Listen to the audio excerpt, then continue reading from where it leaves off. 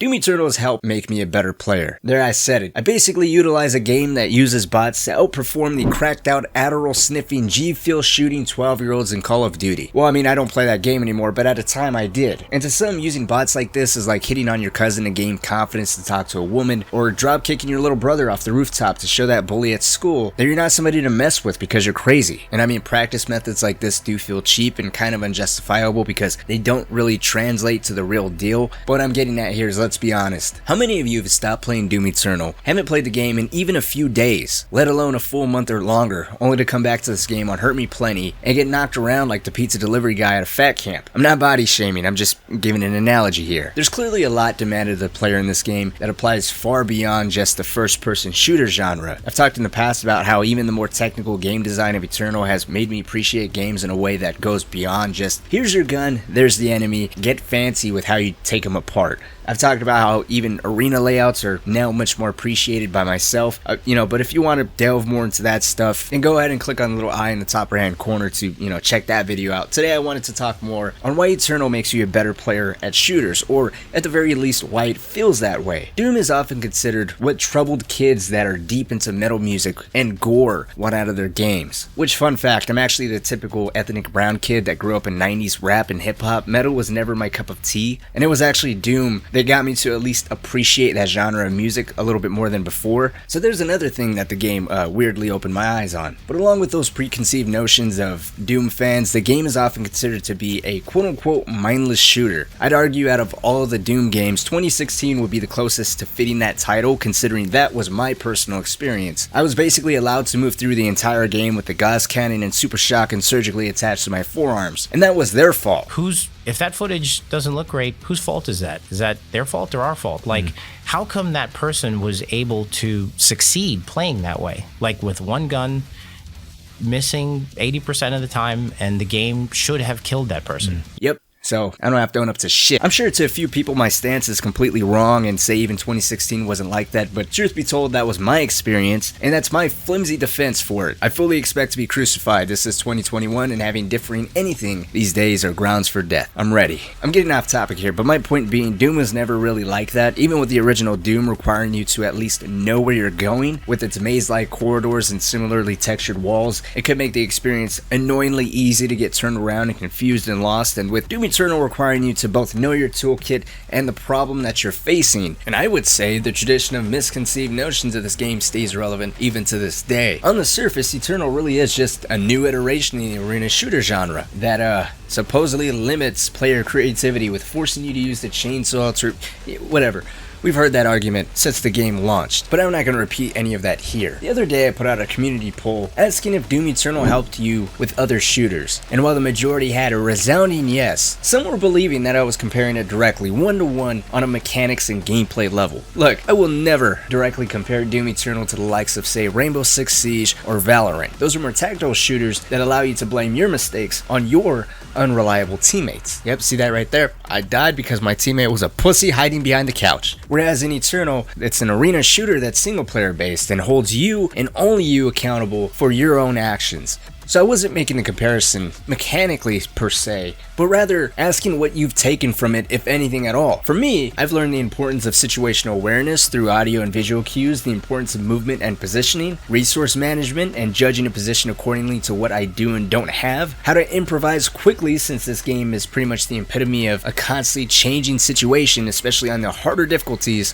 and even improving my aim. And I would chalk all of what I learned up to the speed of Eternal. In a split second, you're not only meant to survey the environment you're in, but the demons you're currently facing, what tools or weapon would be best suited for the job, how much fuel you have for your chainsaw, how many heavy demons, what's that gonna leave your ammo at, what's a flame belch, ice bomb, chainsaw, if there's a prowler or pinky that just spawned in the heat of the moment, is it coming up behind you, where did it spawn at, since the audio in this game is really well made. And if you're on PC and you try to use the randomizer mod, I think you'll be taking this entire system to a whole new level. With the absence of knowing what you're facing beforehand, you're meant on the fly to sink or swim with the knowledge and reaction skills you do or don't have. So when I asked, what did you take from Eternal? Did it help you improve at other shooters?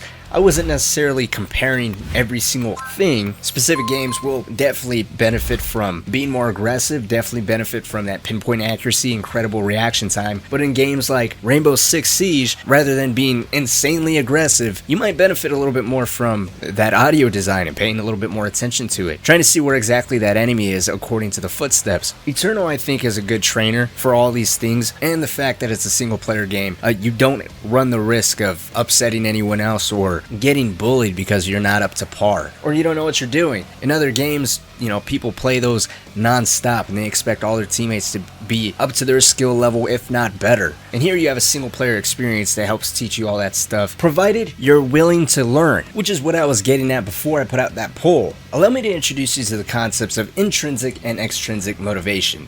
You can say intrinsic motivation is pretty much player creativity. It's the action of doing something simply because you wanted to do it. You thought it was fun, and that's all there is to it. There's no incentive that the game provides you for performing that action. You just wanted to do it. Extrinsic motivation, on the other hand, is the action of performing something based off the game providing a reward or reason to do it. You can actually find intrinsic and extrinsic motivation in glory kills. The extrinsic motivation of a glory kill would be whenever you perform one, you get health back in return. So the game rewards you with health for performing that action. Meanwhile, let's say you wanted to kill the marauder with his axe, so you approach him from a specific direction. That's the intrinsic motivation. There's no reason for killing him that way, you just really love the animation, so you wanted to initiate that. Same can be said for Ultra Nightmare. The base game provides the extrinsic motivation of a Gold Slayer skin, while the intrinsic motivation would be just perfecting the combat loop of Doom Eternal since it's so damn addictive. These two systems pretty much exist in every single game, but I believe they're more intimately woven into each other that for those that have fallen in a deep love for the rhythmic, fast-paced action Doom Eternal has to offer, it's helped them go beyond just Doom or even shooters altogether and started appreciating games from a feature standpoint and how those games, in Hugo Martin's words, corrals you into their fun way of playing, basically using that game's features in a way that further supplements your intrinsic motivation, aka player creativity, simply for the fact of it being fun, flashy, or just downright cool. Lately, I've actually been cleansing my palette of the FPS genre with the Assassin's Creed games. A huge contrast from Eternal's more linear approach, but I mean, if you can start thinking a little more critically and start experimenting a lot more in a game that's pretty linear and doesn't really have the vast variety approach to fights like an open world action adventure game has, then I mean, what does that really say about Doom, its mechanics, and even the devs behind it to inspire at least me to start looking at games from a more analytical standpoint? And like I said earlier, it doesn't even have to be Doom that got you to look at games like that. It could have been anything else that sucked you in for one reason or another. Maybe it's the story, the gameplay that Minecraft or fuck, even The Sims had to offer. Anyways, I believe anyone can pull, different things out of Doom Eternal. When I put out that poll, it really made it clear that this was very obviously a subjective thing. I was even getting responses that some people don't even play shooters beyond Doom Eternal, and they're actually into like RPGs or strategy games, and Eternal's really the only shooter that they're involved in is kind of crazy to me. But let's extend this conversation to the comments section. If there's one thing that you took from this game or from any other game into, hell, even a completely different genre, what would that be? Would it be appreciation of sound design, reaction time, pinpoint accuracy, aggression? I mean, let's talk. I wanted to make this deeper than just, hey, Eternal's the epitome of shooters. I mean, I'm already working on a video that encompasses that, and I didn't want two of those. But like always, guys, my name is Cynic. Thank you all so much for watching. But until next time, I'll see y'all later, probably with a new crap review.